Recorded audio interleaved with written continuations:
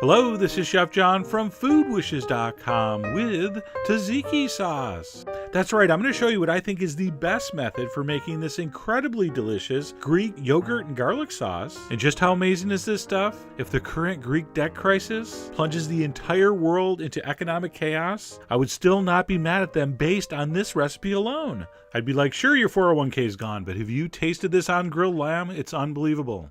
So anyway, let me show you how to do this. It is super simple. So first up, we're going to prep our cucumber. I have one English cucumber, and I am going to peel it. That's optional. Some people don't. I'm not going to seed it, though. The seeds of an English cucumber are very small and flavorless. If you're using those regular dark-skinned garden cucumbers, you probably do want to peel and seed those. So I peeled it, I trimmed the ends off, and then we're going to grate it, which, by the way, is the authentic method of production. All right, there's an old Greek saying, the first thing you see when you get to Hades are all the people that use food processors to make tzatziki. It just doesn't work as good, okay? And from that cucumber, we're going to get three things: flesh, flavor, and fluid. But we only want the first two. I want those little pieces of cucumber flesh for the texture. And of course, I want the flavor, but I don't want that fluid. So what we're going to do after we grate it is we're going to mix in a little bit of salt, and that's really going to draw out that water.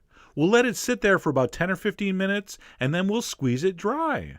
And then we won't have to worry about a watery tzatziki, which is the worst.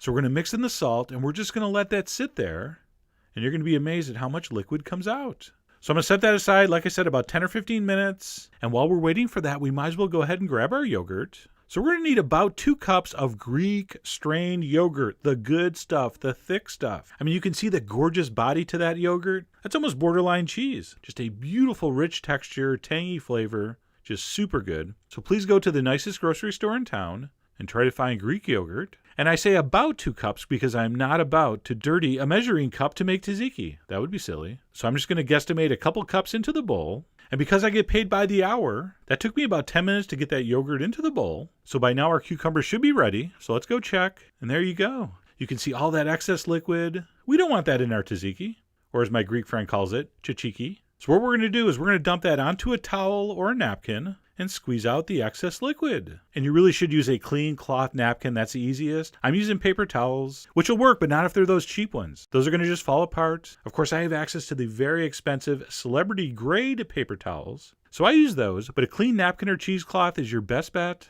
So squeeze out as much liquid as you can and then add the cucumber to the yogurt. And by the way, that's one of my favorite green colors of all time. There are some colors you can only see if you cook, and that's one of them. So we have our yogurt, we have our cucumber prepped. Now we're going to add some finely crushed garlic, and a good amount of it. All right, by the way, all these ingredient amounts are to taste.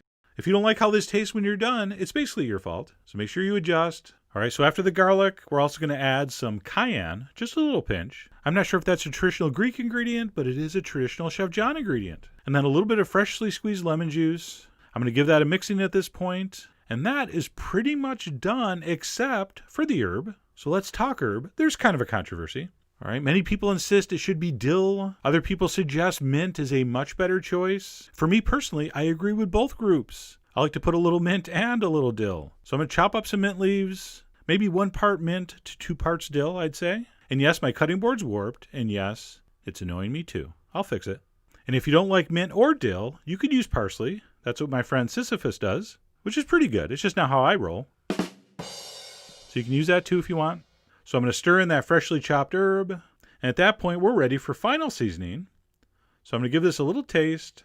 And I decided to give it a little more cayenne, just a little bit of black pepper, and a little pinch of salt. All right, so you really got to taste for the salt because don't forget, we salted the cucumber. So you're going to want to taste and adjust at this point.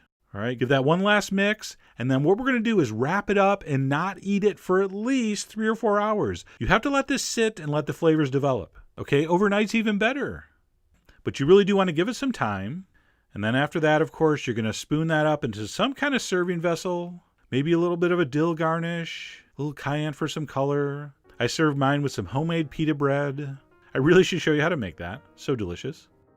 And there you go. Homemade tzatziki sauce, one of the world's great snacks and all-purpose condiments. This is just good on so many things. Just a beautiful, bright, tangy flavor. One of my all-time favorite dips, whether you're talking bread, crackers, vegetables.